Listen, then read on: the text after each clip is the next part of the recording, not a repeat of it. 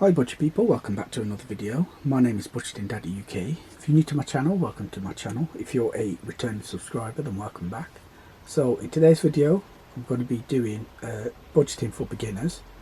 So there are many benefits from budgeting, such as you're able to manage your money correctly, being able to see where every single penny goes, and a lot more benefits.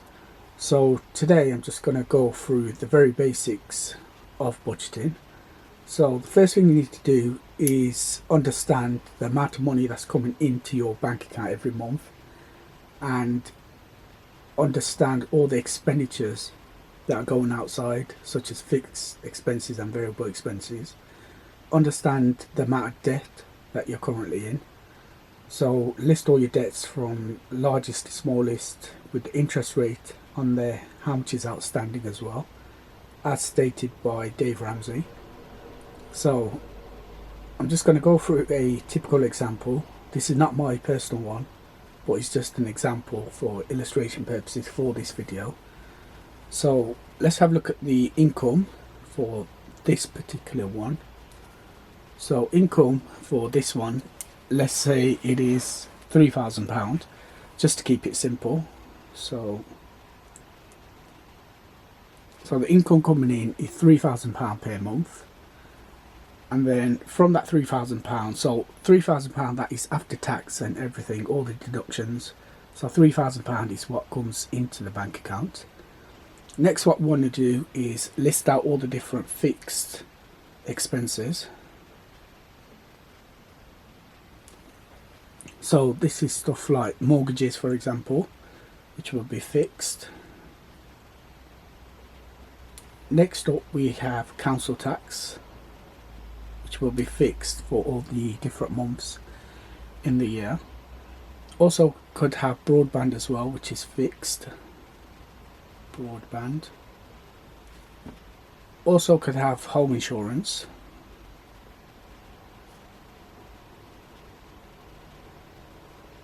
So you could also have water as well. So for this example, we're just gonna say that the water is not on a meter and it's just a fixed expense every month.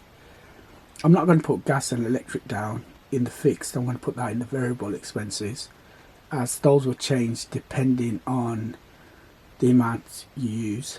So in this example, let's say for example mortgage, let's say that is £600. So I'm currently based in the West Midlands, so these are based on a typical one in the West Midlands. If you are based in down south in London, then your mortgage will be a lot higher than £600. Council tax, so let's say for the West Midlands, for a 3-bedroom property, let's say that's £120. Broadband, let's say that is £40. Home insurance, let's say that is £15, just to round it up. And the water, let's say that is £50. So add all of these together. So we've got 600, 120, 40, 15 and 50. So let's see how much that adds up to. Let me just do it like this. So we've got 5 there,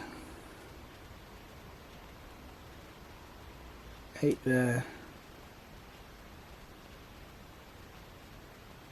and that. Nope, that's incorrect. Right, let me just quickly get my calculator out. So we've got 600 plus 120 plus 40 plus 15 plus 50 equals £825 for your fixed expenses. So put 825 there. So moving on to variable expenses. So I'll jot that down over here. So I'm going to put gas and electric. So let's say that is 150 for argument's sake, for this example. On top of that, you will also have your groceries as well. So this may change depending on how you do your groceries. So for example, in some supermarkets, if you go late enough in the day, let's say in the evening, you may find some items which have the yellow label on, which are reduced, which may have today's date. So if they're frozen products, as long as they don't have a use by date, if they have a best before, then you can use it beyond the best before date. So if you just Google best before dates, then some of the foods are edible after the best before date. I'm not saying keep it for 10 years, but you can use it a few days after and a few months as well, depending on what the actual food product is. So let's say groceries, for this particular example, it is a family of 3. So we just put that £500 with inflation and everything at the moment where it is. Other expenses could be personal expenses. Also could have fuel cost as well, or travel. So for personal, for this example, what I'll do is put 150 for the month. And fuel, what I'll do, or travel, I'll put £200 per month. Also what I'm going to do is put subscriptions such as Netflix and other subscriptions that I might have. So what I'll do for this one, for this example, is I'll just put £100. I'll also put mobile phones as well, so contracts, etc. So I'll put that at about £100. And other cost as well, which is miscellaneous, I'll put that as, that may be, let's say, £200 there. So let me just add all of this up together. So I've got 150 for gas and electric, 500 for groceries, 150 for personal, 200 for fuel travel, 100 for subscriptions, and 100 for mobile, and 200 for miscellaneous. It gives us a total of 1,400.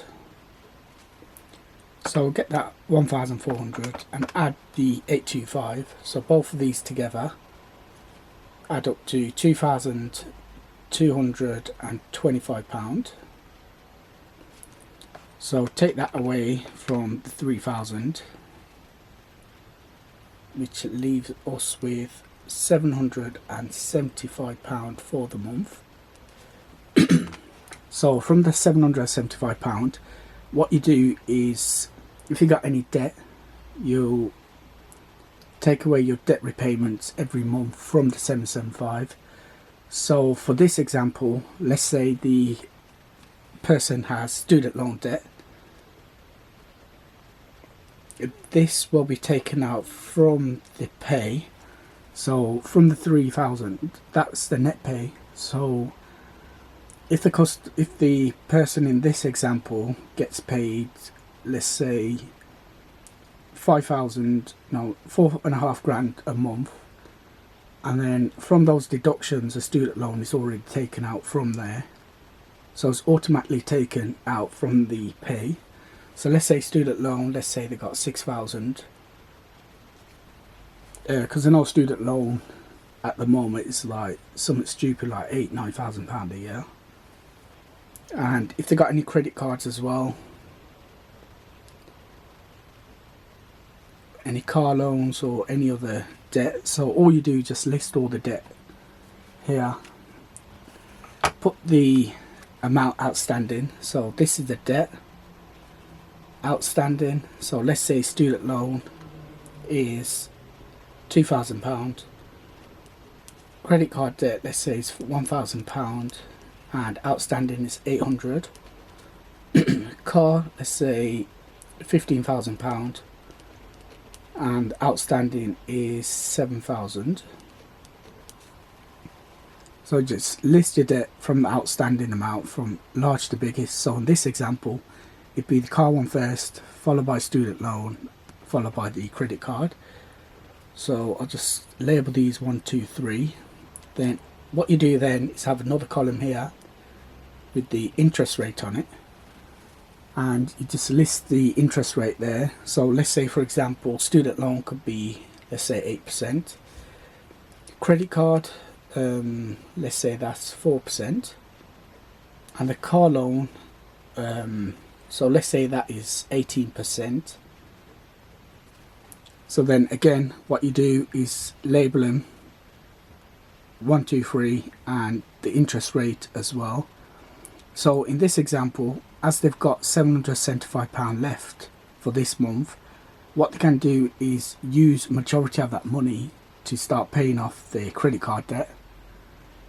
And then once they've paid that off, they can snowball that extra amount into their next debt. So what I'll do in this example, if I was this person, is I'll start tackling the car loan first, as that is £7,000 outstanding at 18%. Start paying that off as quickly as possible, and then move on to the next debt and next debt and next debt. So this is a very basic budget for beginners. So if you aren't already doing this, I would highly recommend you to do a budget. So it's to list all your income, all your expenses, see how much debt you're in, just to get a better control of your finances, and making sure that you have a zero-based budget, which means that every single penny that comes into your account is accounted for. So that is it, ladies and gentlemen. My name is Budgeting Daddy UK. If you did like this video, do not forget to hit that subscribe button and that notification bell, and do look out for the next video. And thank you very much for watching.